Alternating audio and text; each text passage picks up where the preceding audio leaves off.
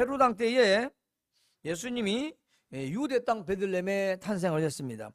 이때 이제 동방의 박사들이, 즉 동방 박사들은 당시로 점성술가들이고 오늘 현대어로 그걸 번역한다면 천문학자들입니다. 별을 연구하는 사람들이 갑자기 이 엄청난 큰 별을 보게 되었죠. 근데 문제는 그 별이 움직였다는 것입니다. 세상에나 별이 움직인다. 그건 지금이나 예나 있을 수 없는 일이죠. 자전과 공전에 의해서 움직일 수는 있으나 그 별이 그처럼 어떤 길을 인도와 가이드를 해준다는 것은 없었던 일입니다. 희한하죠. 신기하죠. 그래서 따라온 것이 어디까지 왔습니까? 예루살렘까지 이르러 왔습니다. 예루살렘까지요? 몇 달을 걸려서 왔습니다. 왜냐하면 지금의 아라비아 쪽, 남부 쪽이나 페르시아, 파사, 바로 그쪽이기 때문에 당시에는 지금처럼 비행기, 교통수단이 있는 것도 아니고 전혀 걸어서 다니고 또 말을 타고 온 것도 아니죠. 차를 타고 왔습니다. 이 먼 길을 왔는데 와서 보니까 어딘지를 모르잖아요. 그래서 그 당시 사람들이 묻습니다. 아니, 유대인의 왕이 탄생했는데 어디에 있느냐? 왜 그렇게 물어봤을까요? 당시 이스라엘은 유대인의 국가였기 때문입니다. 물론 지금도 유대 국가죠. 그 유대 국가에 나온 이 분명히 별이 보통 별이 아니다. 이 별은 정말 특별한 별이다라는 걸 알고 왔는데 이건 왕이 났다는 징조다. 그래서 그들은 옛날부터 들려오던 그런 설들이 있죠. 고대에도 이런 뭔가 특별히 일어나면 위대한 왕이 탄생한다는 걸 알고 그들이 여기까지 왔는데 모르잖아요. 아니, 왕이 태어났다면 당연히 궁궐에서 태어났을 텐데 사람들이 모르는 거죠. 소문이 안 난 거죠. 그렇습니다.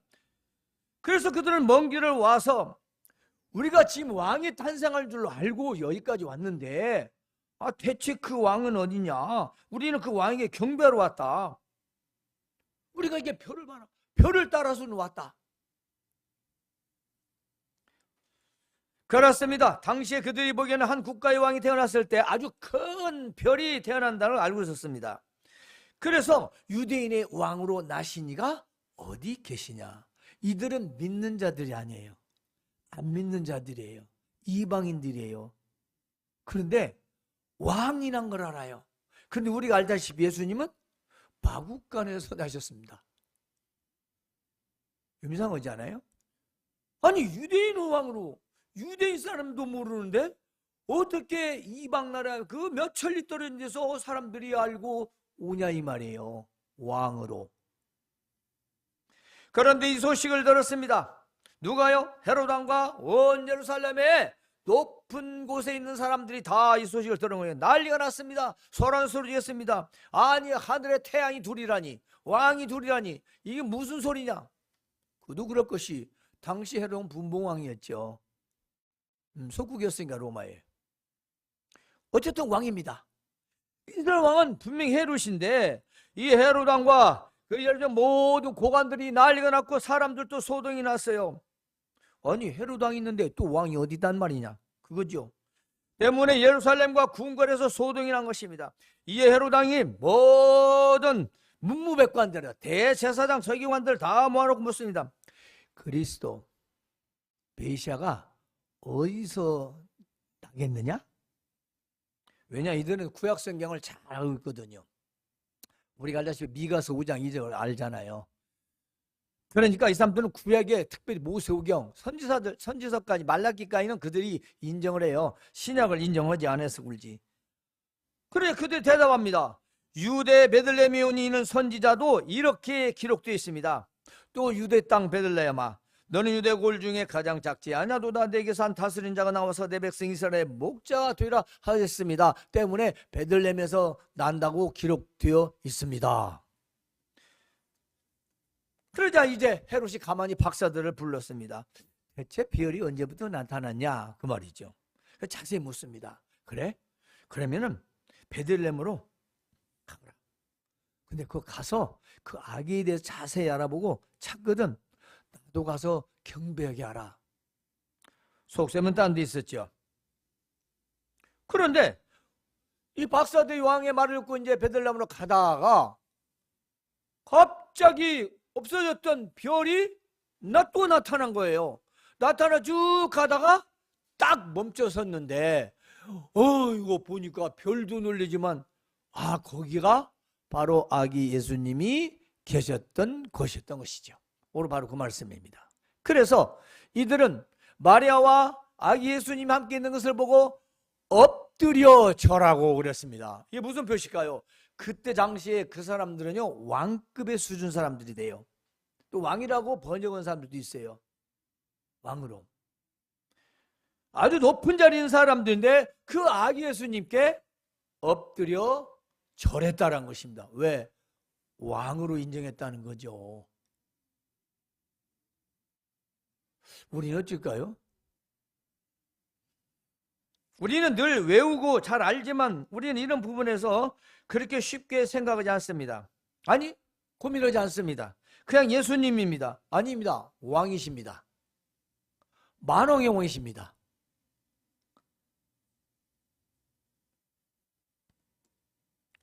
그래서 그들은 절하고 보배압을 열어 황금과 유황과 몰약을 예물로 드렸던 것이지요. 여러분, 중요한 것은 뭘까요? 그렇습니다. 이 예물과 함께 그들은 헤롯이 시킨 대로 하지 아니하고 꿈에 나타나서 헤롯에 가지 마라, 천사로부터 지시를 받은 거죠. 그래서 다른 길로 고국으로 돌아갔더라 했습니다. 오늘 우리 여기에서 말씀을 기억해야 할 것은 동방박사들의 예물과 우리를 한번 생각해 봅시다. 여러분들은 이것을 물질로 생각하면 안 돼요. 현대인들은 다 무엇이든지 돈으로 환산하려고 합니다. 교회에서 뭔 말을 못한다고 그래요. 어떤 분들은 뭔 말하면 감사 나오고 뭐 나오면 다 돈으로 환산, 마음을 받아들이는 게 아니라 전부 물질로 환산을 한다는 이 현대인들의 사고, 거기에는 목회자의 책임도 있겠지요.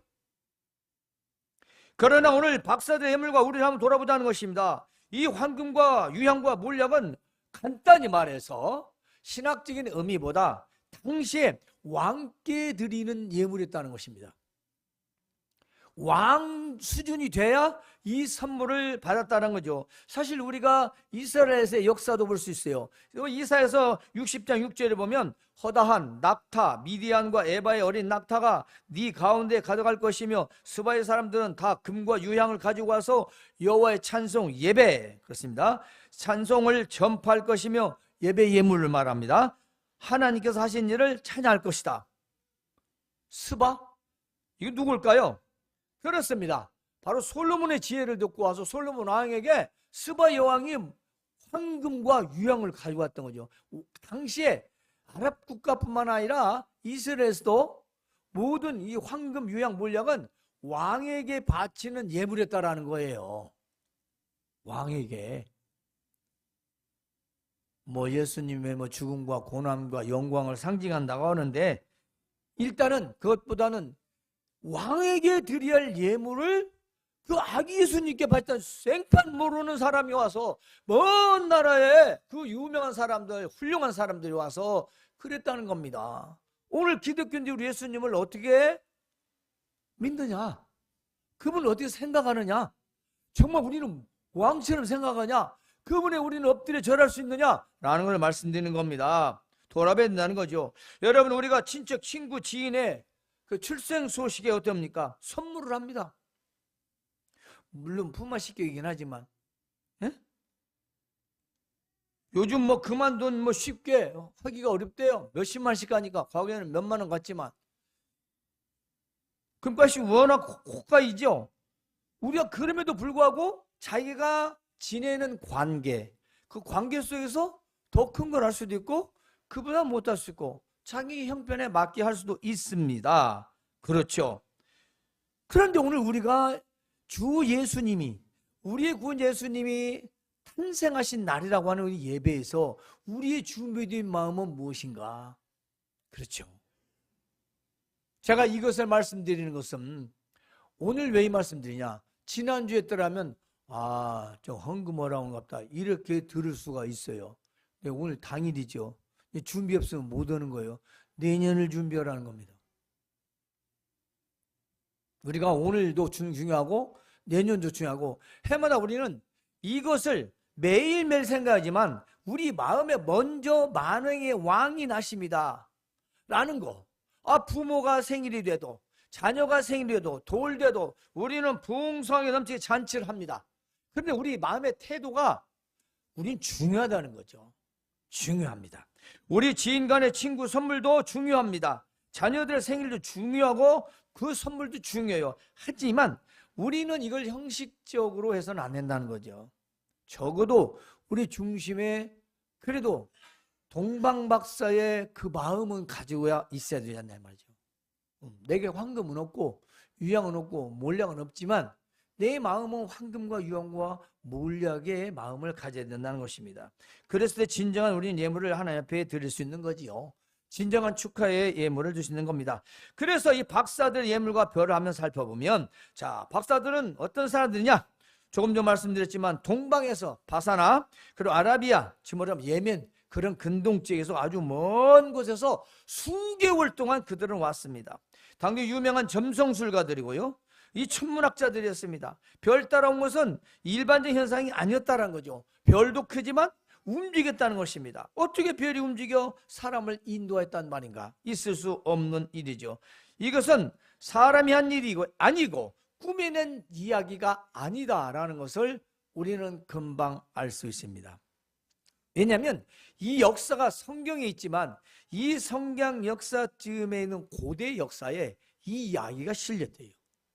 안 믿는 사람들 역사에 뭘로 반박을 할 거예요? 성경은 너희들이 만들었지, 너희들이 뭐 다 소설 아니야?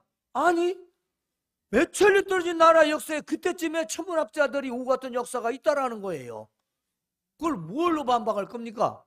믿기 싫으면 말지. 자꾸 믿기 싫으니까 자꾸 핑계만 내는 거예요. 따라서 이건 역사적인 사실이다. 그렇다면 왜 하나님께서는 이 점성술가를 지금 나라에서 마찬가지 무속계엄이라고 무속정치라고 난리가 났습니다. 관계된 사람들이 뭐 그 전 정부 사령관이 저엄쟁이 돼. 뭐 뉴스에다 나왔으니까 군사를 그냥 수십 번 왔다 갔다 했대요. 유명한 점쟁이한테 탄핵당할 거라고 했더니 아니 또 다른 방법 써야지. 그렇게까지 뉴스에 나왔다니까요. 그 주변에 사람이 제대로 조사 뭐 천궁인지 망궁인지 또 무슨 어떤 뭐 또 누구요 또 이름 잘 보면 맨 그쪽에 무섭게 동만 주변에 꽉 깔려 있어요. 그런데 왜 이 점성술도 그와 비슷한 건데 하나님은 그들을 사용하셨냐 그 말이에요. 거기에 우리가 한번 생각해 봅시다. 하나님은 점성술을 사용해도 좋다라는 것이 아니었다는 것입니다. 왜냐하면 하나님께서는 이 구세주 나심, 메시아 나심을 온 세상에 전파해야 되는데 과연 어디냐? 그렇죠. 바로 이 동방에 있는 점성술가들을 통해서 별을 보이게 하시고 그리고 메시아가 탄생했다는 것을 알리려신 하나님의 특별한 방법이었다는 것입니다. 따라서 이방 나라의 사람들을 통해서 유대인 왕이 누구고 메시아가 누구신가 예수님 탄생을 알리셨다는 것이죠. 그들이 돌아가서 그렇지 않겠어요? 그 이스라엘 갔더니 왕이 나셨는데 이러고 저러고 마국간에 왔다더라. 우리가 몇 달 걸려갔는데 이러고 저러고 거기는 지금 난리 소동이 났고 우리는 그거 찾아서 별이 나타났다 없어졌다 또 다시 나타나가지고 가고 이런 일 다 할 거 아니겠어요?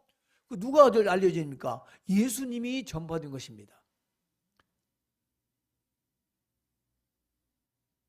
현대에서 천문 우주 과학자 또는 유명한 불신자이지만 무신론자이지만 의사를 통해서 보면 하나님의 창조의 신비, 천국과 지옥을 증거하지 않습니까? 우리가 지난번 동영상도 보지 않습니까? 유명한 그 의사가 불신자가, 무신론자가, 불가지론자가 전혀 인정하지 않는 자들이 그런 우주과학자들이 믿지 않는 사람들이 그 우주선을 타고 가면서 갔다 와서 과연 신이 있다 라고 하는 건 뭘겠어요? 안 믿는데도 그들은 자기 눈으로 보고 이건 사람이 세상이 아니라는 거예요. 이건 우리 인간 뇌 구조로는 연구 대상이 아니라는 겁니다. 신이 없고서야 이걸 어떻게 그냥 이것이 만들어졌겠냐? 말도 안 된다. 왜? 그들 뒤에서 하나님의 살아계심을 나타내 보이신 것입니다. 그걸 믿는 사람 있고 안 믿는 사람 있을 뿐이에요. 예수님 자신도 믿는 사람 있고 안 믿는 사람 있을 뿐이에요. 박사들이 아무리 가서 얘기했더라도 믿고 안 믿고 그 사람들이에요. 왜냐? 그래도 하나님은 일을 하신다는 것입니다.